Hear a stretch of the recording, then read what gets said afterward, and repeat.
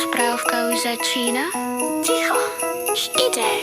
Vianoce sú v plnom prúde, televízor zapnutý, rozprávkový blázninec je tu.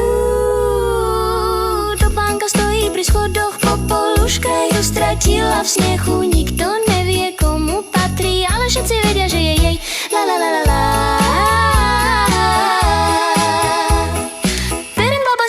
Do izby, aj keď stromček už dávno svieti, že je to vinačia naša, ako vždy. Pelíšky bežia v telke, zas pri stole ticho smiech aj hnev. Niekto mlčí, niekto kričí, niekto tvrdí, že to tak má byť.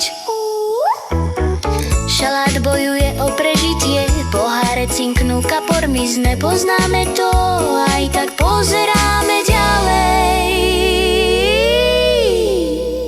Všade prskávky horia, niečo padlo, niekto kričí a Matýsek sa zase posral. S tebou nebaví sviet. S Ivanom si spievam z mrazíka, obdivujem krásnu Marfušku. Keď sa vidím v zrkadle, som so sebou spokojný, nevyzerám veru zle. Ach, Nastenka, pekne si vybrala. Krásna Marfuška, hundre v kúte, svich je už aj v obývačke. Ivan stojí pred zrkadlom, Perin baba sa len smeje, rozprávky sa miešajú.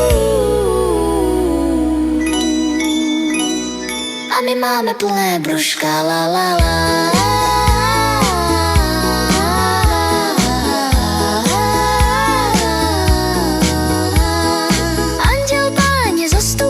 Čert zakopne o darček, ešte sa to dá napraviť, ešte sú to Vianoce, nádej obnovená, láskavosť nehraná.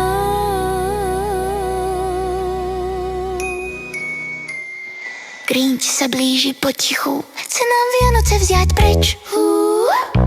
A potom príde John McClane, Die Hardness, klone McClane zachraňuje Vianoce pred Grinchom. S Ivanom si spievame z mrazíka, popoluška našla topánku zas. Pelíšky dozneli v tichu, Perin baba kýva nám.